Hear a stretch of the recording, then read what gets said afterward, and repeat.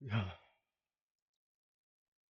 From Emory Jones, who held it down in prison for Jay-Z only to feel betrayed in the end, to DeHaven Irby, the man who once took a bullet for him and later called him a traitor, to Diddy, now caught in federal charges that could destroy everything. Here's what really happened to Jay-Z's most dangerous allies. Let's begin with DeHaven Irby. Our first story is perhaps the most tragic and controversial of them all. DeHaven Irby, the childhood friend who claims he introduced Jay-Z to the drug game. DeHaven, who's 6 months older than Jay-Z, grew up with him in the same building, on the same floor in the Marcy projects. They were inseparable. More than friends, they were brothers in every sense of the word. According to DeHaven, he was the one who taught Jay-Z the ropes of street life, including how to navigate deals and avoid risks. They hustled together in the late 1980s and early 1990s, moving cocaine from New York to places like Trenton, New Jersey, and Maryland. But here's where the story gets intense. DeHaven claims that one night during an uptown drug deal, everything went wrong. Any issues he ever had, I handled that. From reasonable doubt, when he sit here and tell you, my man got his side sprayed up on Uptown Block, that's me. That's me with this scar from here up here. So he never had no street issues. Rob him, I'm going to see them. You understand? When I go see them got me on the floor with the guns, surrounded with the guns to my head. Behind him. Only thing saved my life is me really knowing these niggas.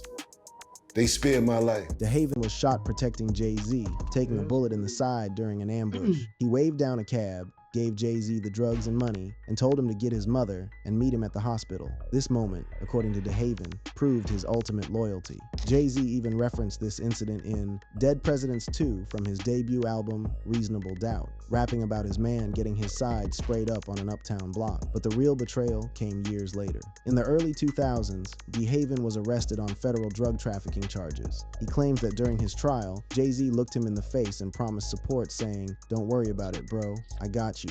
But then, according to DeHaven, Jay-Z completely ghosted him. No visits, no money for lawyers, no support for his family. Look at me in my face, right? During my trial, look at me in my face telling But I'll tell you, I told you in the last video, like, there's a pattern with Jay-Z, bro. I never heard no good stories about that man. me, yo, don't worry about it, bro. I got you. And I never see him again. DeHaven fought his case and won, beating the charges without cooperating with authorities. But by then, the damage was done. He came home to find himself homeless and struggling, while Jay-Z had become one of the biggest stars in hip-hop. The beef escalated when Jay-Z released No Hook in 2007, with the line, "Fuck DeHaven for caving, that's why we don't speak," implying DeHaven had snitched during his trial. DeHaven has consistently denied these allegations, stating in multiple interviews that he never cooperated and has no paperwork proving otherwise. The situation became even more complicated when DeHaven revealed that upon his release, he discovered Jay-Z was now partnering with Desiree Perez, DeHaven's ex-girlfriend from the early 1990s, who had become a federal informant in a major drug case and later became CEO of Roc Nation. Today, DeHaven is 55 years old and living a low-key life, appearing on podcasts and running an Instagram series called The Marcy Maid to tell his side of the story. In recent 2024 interviews, he's called Jay-Z a coward and stated that reconciliation is impossible, though he says he's forgiven him for his own peace of mind.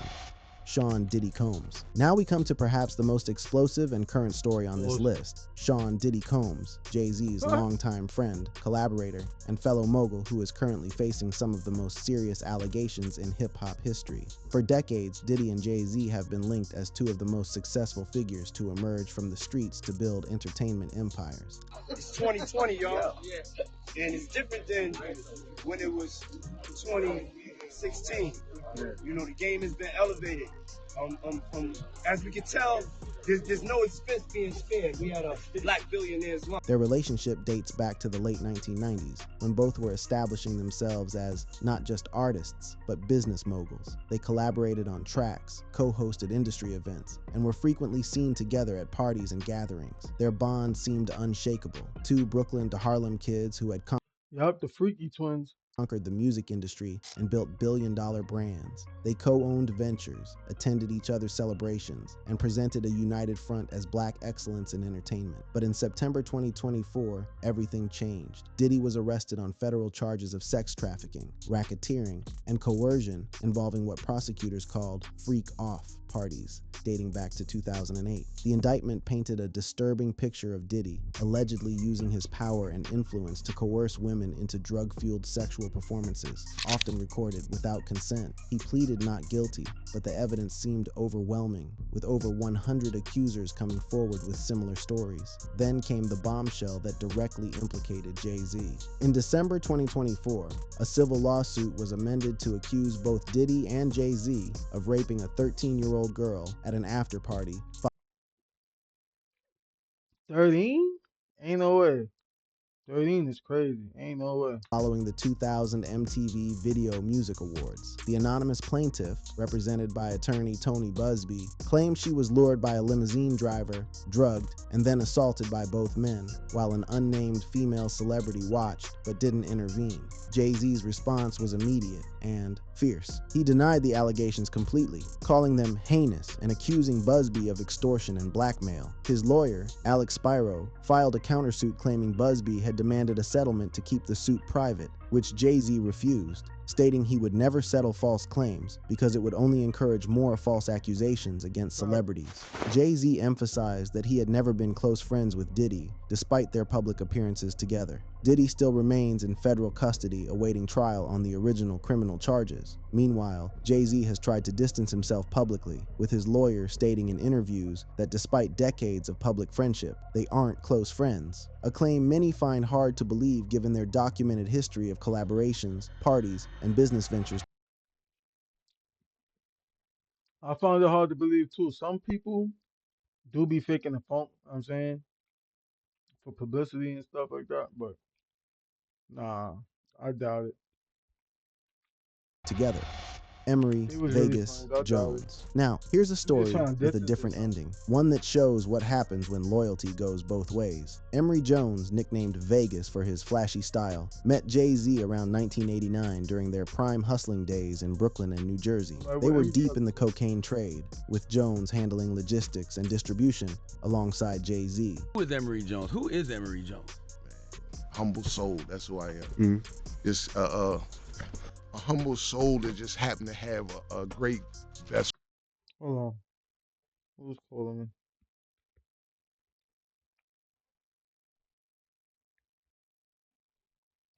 friend and brother named Jay-Z. Is part There of you the go. story. Jay-Z idolized Jones's business acumen and loyalty. Hello? Yeah. What happened? So what? It's on 188.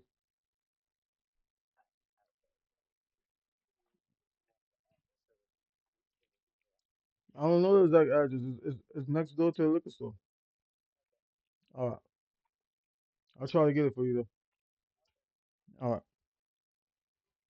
Referencing him in tracks like Allure as a figure who exemplified both the rewards and dangers of the street life. Jones was part of Jay-Z's inner circle as he transitioned into music, providing that crucial street credibility to early Rockefeller ventures. But unlike DeHaven's story, this one takes a very different turn. In the early 2000s, Jones was arrested on federal drug trafficking charges related to cocaine distribution. He was sentenced to approximately 16 years in prison in 2003, Damn, serving time in 16? facilities like FCI Fort Dix. Now, here's where the story said diverges 16 years. dramatically from DeHaven's experience. Jay-Z demonstrated rare loyalty throughout Jones's entire incarceration. During Jones's time behind bars, Jay-Z visited him multiple times, sent financial support to his family, And that's what I'm talking about. This is exactly what I'm talking about. So you do for one and not the other. And then you wonder why bro came home not jacking you, making a whole podcast.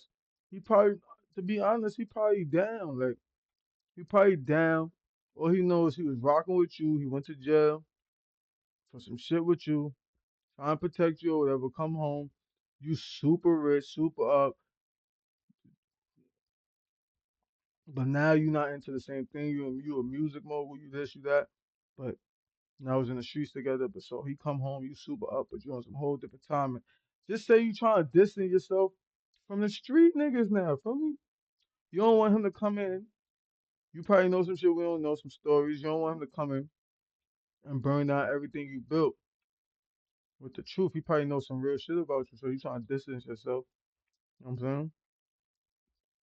But he probably not even on that for real. But I heard some shit like somebody tried to kill Jay or something like that. I don't know. and even referenced his plight in his lyrics to keep his name alive. This wasn't just talk. Jay-Z literally kept Jones's name relevant in the culture while he was locked away, ensuring that when he came home, there would be opportunities waiting. Jones has openly discussed this in interviews, saying that Jay-Z's actions during his darkest hours proved he was solid and that their bond was unbreakable. This loyalty wasn't just emotional, it was practical. You can't pick and choose. Yo, you know what else too? You can't pick and choose who to be loyal to, bro. You can't do something for one. Like if I get booked, my man can't do something for me, and then our other mans get booked. And he like, oh yeah, I'm good. Like you can't do that, bro. Especially if like you the breadwinner, you up and you got it, you got the resources. Like nigga, you Jay-Z, bro. There's no reason you should be doing for one of your homies and not your other homies, bro. Unless you just really don't like a nigga. And life-changing. When Jones was released around 2019 after benefiting from sentencing reforms and good Fuck was behavior, that? he didn't come home to nothing. Instead, he was immediately brought into the Roc Nation family. Today, at around 55 years old, What up? Emory Jones is thriving as the head of Roc Nation's apparel What it division. is? He's launched incredibly successful collaborations, including a Puma partnership that resulted in his own signature most important partnerships in hip-hop history. Biggs was one of Jay-Z's closest business affiliates and co-founded Rockefeller Records in 1994, alongside Jay-Z and Damon Dash. But before the music empire, Burke had his own reputation in the streets. Biggs was involved in street hustling with You Jay-Z, hear that and beat? crucially, he provided seed money from drug profits. From Dame's perspective, Jay negotiated with bigger labels and built as others on this list. Dame was a hustler in a different sense. He had roots in Harlem's street culture, but his real gift We was in all know business what and he did with promotion. Dame. Together with Jay-Z and Biggs Burke, they co-founded Rockefeller Records in 1995. Not for nothing. I mess with Dame more than Jay, bro. For some reason, like something in my spirits is like I mess with Dame more. Even though Jay is winning and he up, probably got more bread, probably more successful. I feel like Jay did a bunch of stepping on people to get that high up. You feel me? And I feel like you don't lose all these friends. You don't lose all these friends being official. I'm saying keeping it official the whole way because it's no one say something, okay, he could be telling lies. Two say something, maybe they bumped into each other and they telling the same lie. But three, four, five, six niggas, ain't no way, bro. You doing something, bro. That's what I gotta say. Like, cause at first I ain't believe it either when I heard behaving and damn something, but everybody say the same thing, bro. You be doing wild, frivolous. Like, you know what I'm saying? And they be destroying people's lives. Like, you be good, like in your mansion, you and your kids, got your wife, you be good. And then everybody else got to figure it out. I don't like that shit. And Dame's aggressive entrepreneurial spirit was And they try to instrumental be, in and the they be label's trying to say, like, that's good business, and that's good business acting. Oh, you can't please everybody, but you don't shit on niggas either, bro. I want to hear that, bro. And look, I ain't rich, so don't listen to me, but I just listen, man. It gotta be a better way than backstabbing people. early success. Dame was the CEO, the face of Gotta the be. operation, the one making noise while Jay-Z focused on the music. He secured Backstabbing people is distribution definitely the deals, quickest way though. negotiated with bigger labels, and built Rockefeller's reputation as an independent force that played by its own rules. They Think about it. expanded in Think about if you and your mans was, let's just say rapping since we're talking about music. Think about if you and your mans was rapping, y'all started off y'all in your basement, man. Y'all going to the $20 studio together, your man putting up all the breeze, all that shit, right? Your man paying for the little $20 studio. Yeah, it's $20, but he paying every day. He paying for the outfits when y'all doing the video. He got to connect with the video man to get it for free. All that. He coming up with the concepts. You just got some nice bars. He probably even wrote some of your bars, but y'all coming and y'all on a come up. And then they just like your voice better. Like the labels they reach out and they like your voice better, but they come to y'all like, cause y'all got y'all group or something, so they come to y'all. They gotta call both of y'all, so they call both of y'all in. But really, they just want to call you in, and not your man that was doing everything for me. So they call y'all both in. Y'all had this talk. Ooh, they introduce yourself. Then y'all leave. They hit you back up like, yo, we really just wanted you. Like, we'll offer you the deal, but you gotta leave your man. You gotta leave your man. Like, we don't want him. And you take that, you a sucker. And that's what I mean by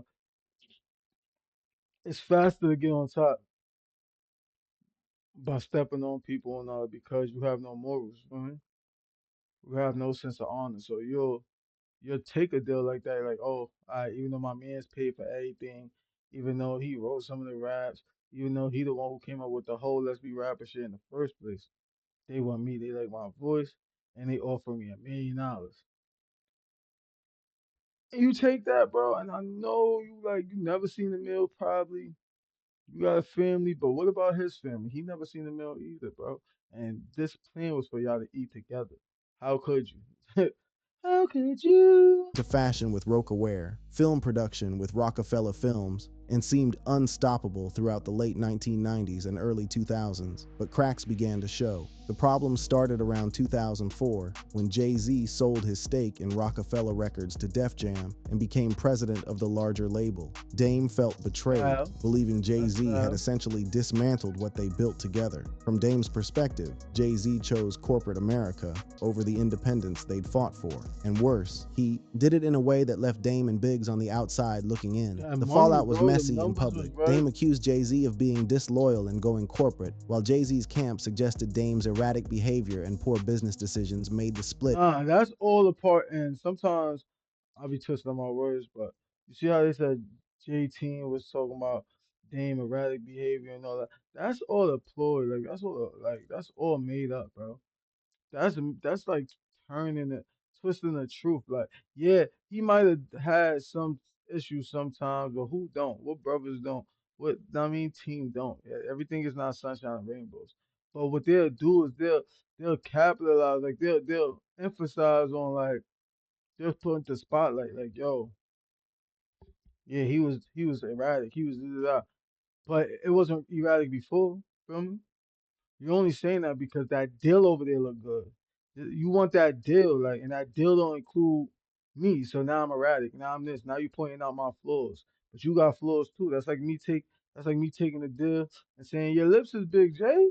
inevitable. What followed was years of subliminal dices in interviews, with Dame becoming increasingly vocal about feeling used and discarded once he was no longer useful to Jay-Z's ascension. Things got worse financially for Dame. He filed for bankruptcy in 2015, losing significant assets and facing multiple lawsuits. His relationship with Jay-Z didn't just cost him a business partner, it effectively shut him out of many opportunities in the industry, as few wanted to take sides against someone as powerful as Jay-Z had become. There were legal battles over Rocawear, disputes about master recordings, and a general sense that Dame had been systematically pushed out of everything they'd built together. As recently as 2024, Dame has called Jay-Z ruthless in interviews, accusing him of blocking his business ventures and using his power to ensure Dame couldn't rise again. He's spoken about how Jay-Z's team would allegedly interfere with deals he was trying to make, how doors would mysteriously close once people learned he was attached to a project, and how the industry essentially blackballed him at Jay-Z's behest.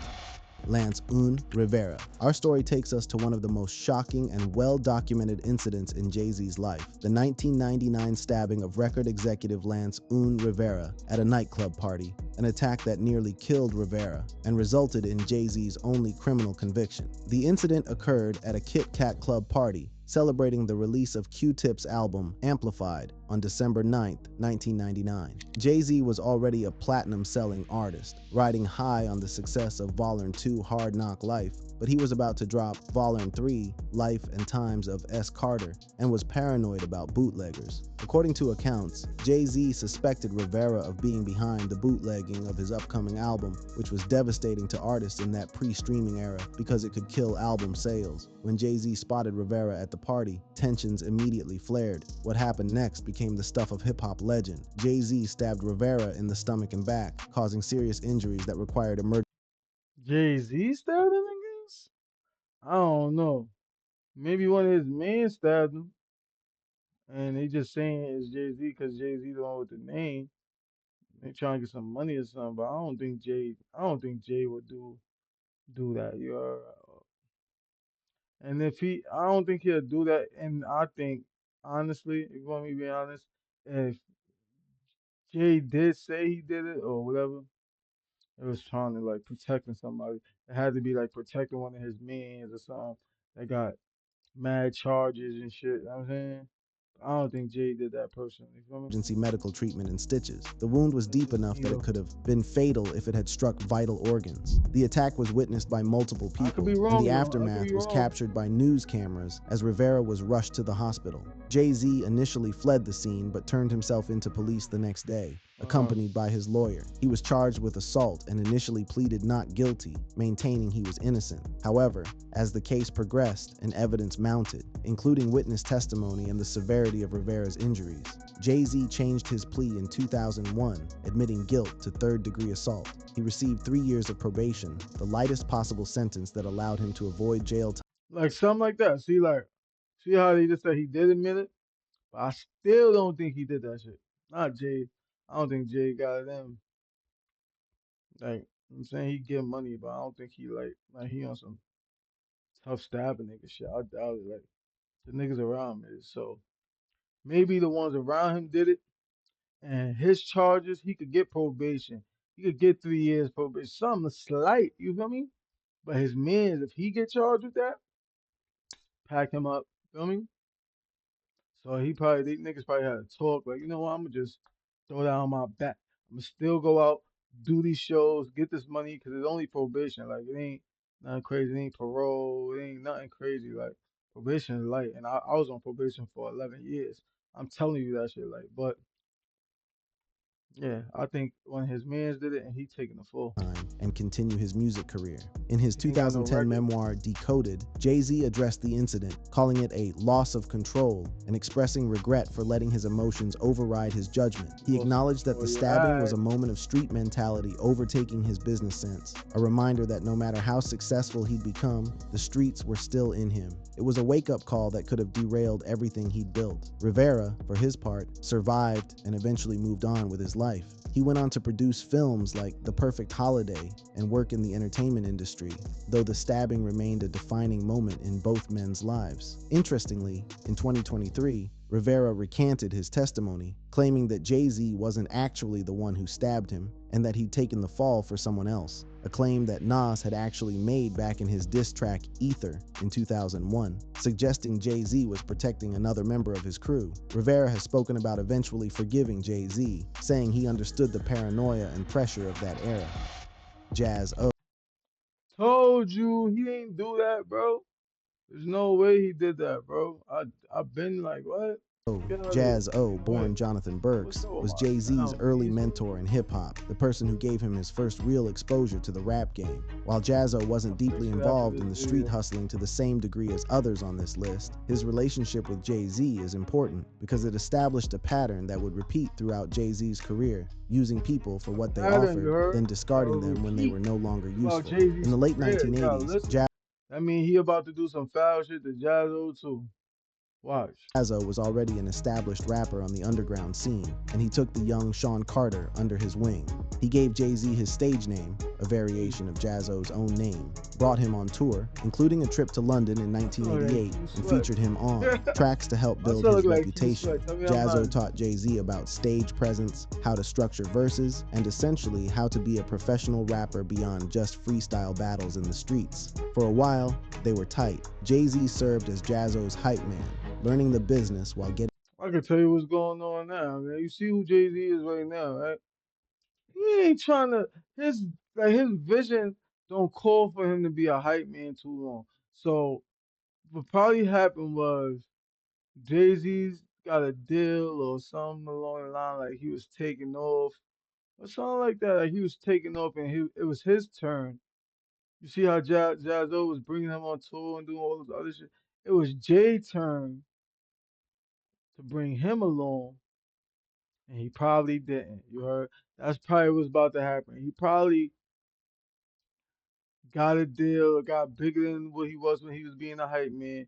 Finally was getting noticed. Then when he got noticed and he got that big old deal or something, to transition into who he is today, he ain't bring Boy with him, but Boy was bringing him with him. You see what I'm saying? And if that's the case, nigga, shit, Jay, exposure to that audiences. is But as that Jay-Z's is a skills shitty thing to developed do, and buddy. opportunities arose, the relationship began to shift. By the mid-1990s, when Jay-Z co-founded Rockefeller Records, he essentially moved on from Jaz-O without bringing him along for the ride. The specific breaking point is unclear, but it likely involved Without bringing him along for the ride.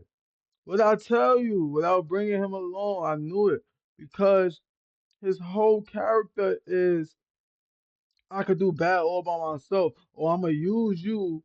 You know what I mean? To get where I need to get to. But as soon as I get there, I have the option to bring you along, but I'm not because it doesn't benefit me. Like, why I'm gonna pay you a salary? Why I'm gonna do things I don't have to do? For what? Because you fed my kids? Because you let me stay with you? Because you brought me on tour? Because you was being a real person? Being 100% genuine? That's why? No. business and ego. Jaz-O felt disrespected, I believing would too. Jay-Z owed him more for the early support and mentorship. From Jay-Z's perspective, he'd outgrown Jaz-O and didn't owe him a career just because they'd worked together years earlier. But you piggybacked off his career, bro. How you don't owe him a career? How you don't owe him nothing? Like, and you piggybacked off his career. So when he was at the height of his career, and he bring you everywhere, bring you to the performances, bring you to the club. Know what I'm saying, he putting you in video shoots, whatever he was doing, like he ain't owe you that he ain't owe you that either. But he did it, bro. You owe him more than he owed you at the time. What he owed you? You was up and coming. Like you ain't have nothing to offer him. But then you not now all of a sudden, oh you don't owe a nigga, you don't owe somebody a career, cause what? Cause he ain't have a hand in you building, starting the Rockefeller. So what, bro? He had a hand before that. Like he played a part, and you even getting that far to even do that, bro. Niggas just be they forget, and that get me so mad. That's why I tread lightly on who I do things for because, bro, like that is like one of the worst pains ever, bro. One of the worst pains ever when you could have been out of here, like you could have been up, family good, house on the hills, some slight to what the main character got going on. He got countries and but you would have been good to know that you could have been good. You could have been bigger, better because of a nigga you helped out. But when it was their turn to reach back down and pull you up to make sure you good, they don't. That's one of the biggest betrayals, bro. I swear, bro. And there's nothing you could do but complain, and you become annoying because misery love company, and nobody really want to hear the down like Debbie Downer stories, and nobody want that around. Everybody want to be happy lit. Nobody want that down shit around them. You see what I'm saying? Nobody want that depression stuff around them. So now you just look like the idiot all day, cause yo, nah, nah, that's Grammy, yo. I can't even feed my kid. Woo, woo. Meanwhile, this nigga eating caviar, you know what I'm saying? Charting private jets, and you gotta turn on the TV every day and hear this nigga name, bro. I would be pissed too. The tension simmered for years before exploding publicly. In the mid-2000s, Jaz-O released several diss tracks aimed at Jay-Z, including And then Get you know what they do? You see how I just say Jazzo released several diss tracks? What they do when somebody sends a proper response to some weird stuff, you know what I'm saying? To a betrayal, a proper response to a betrayal is a diss track. Oh, putting your hands on somebody. Oh, s- talking crazy about somebody because you can't get in contact with them. You trying, but you just can't because they won't even give you a chance to talk to them. So now you venting to other people. You might have said something. Being in your feelings. So the proper response is being in your feelings. This tracks, this, that, and the third, right? And then what they try to do is flip it. Oh, that's the reason I ain't bring him along. Look, he was talking crazy about me in the hood. Oh, look, he dropped a diss track. Woo, woo, woo. Like, why would I have that around me, bro? How much he supposed to take? You wasn't gonna be you wasn't gonna pick him up regardless. You know what I'm saying? So he might as well get his off. Don't try to flip it like, oh yeah, that's why you didn't. Nah, bro, you didn't before he even dropped that. You didn't before he even said, yeah, that nigga used to sleep at my crib. Ah, ooh, that nigga not like that. Ooh. Before all that. And it was, oh, yo, bro, what's up? And you egging niggas calls. You know what I'm saying? Like, that's just crazy, bro. Proper paper and Love That's Is just Lost, crazy, bro. accusing him of being Niggas disloyal hate and when you forgetting where he respond, came bro. from. Niggas The hate when you tracks were respond to harsh, some personal whack, attacks I that mean? detailed their history and suggested Jay-Z had used him as a stepping stone. Jay-Z, Yeah, characteristically, didn't respond directly in music, that nigga build his instead letting career his stepping on success other speak niggas' for back. itself and treating That's all Jazzo's I hear, bro. attacks I don't as like that beneath shit. acknowledgement. What made the situation worse for Jazzo And was that he was look at everybody that, because depending on your perspective, you'll see that nah, all them niggas is messed up. That's why they talking crazy. No, look at all them being messed up. Look how they looking and all that. They're messed up because of what he did. They're not messed up and now they're trying to, I mean, get a piece of the pie, piece of no, they're messed up because of what they could have all been rich. They could have all been millions. There was enough money to go around, but boy wanted it all to himself. He had main character syndrome, bro. He wanted all the bread to himself, bro. And now the people he do split the bag with ain't even the people that helped him get there. He split the bag with strangers instead of his own people, bro. Look at everybody that he did dirty. They all look washed up because what? Who don't look washed? Jay? Who's still making plays? Jay? Happy doing it because when you at a certain level, when you with them other rich people, they don't care about the people you had to step on because guess what? They stepped on people too, bro. So they not gonna sit there and judge Jay or so he comfortable because ain't nobody telling him every day, yo, you whack for that. Like, get away from me. Nobody's doing that because they did something crazy. You know what I'm saying? So it's just money up over there and they just making plays, making plays. Niggas ain't got time to be worried about who you stepped on. So people like this story never get heard.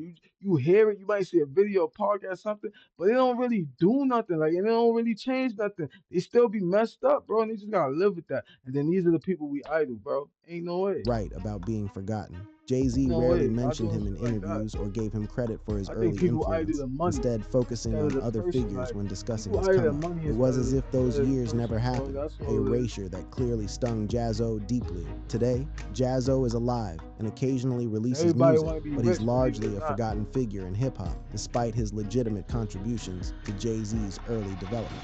Calvin, Uncle Buzz. Calvin, known as Uncle Buzz, is another figure who played a crucial role, Calvin, but the has nigga from been Dave and largely Bull. written out of That's the Jay-Z's only official Calvin I history. know. Uncle Buzz Yeah. was DeHaven Irby's actual uncle and was already established in Trenton, New Jersey when the crew expanded their operations there in the early 1990s.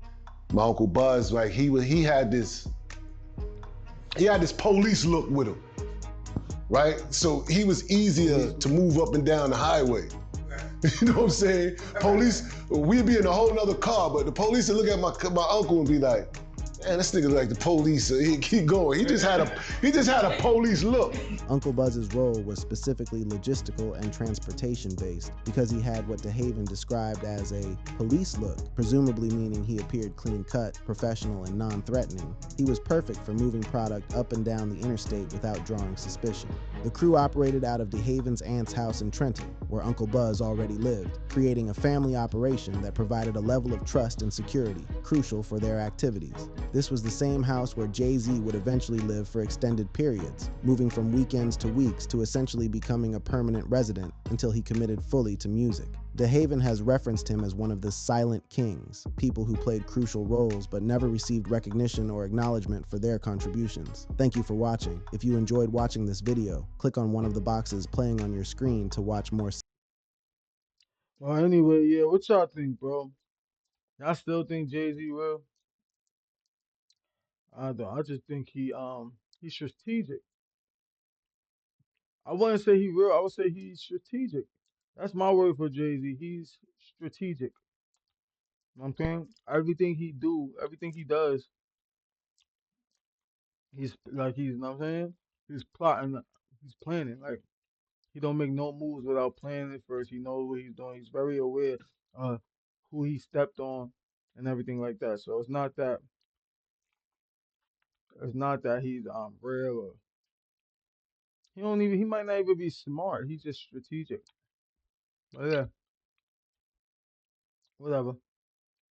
I don't think he real though. I think like he did some weird stuff along the way, but you know, subscribe. I said scribe. Like, subscribe. You know what I'm saying, shit, comment. You know the vibes. Holla at me.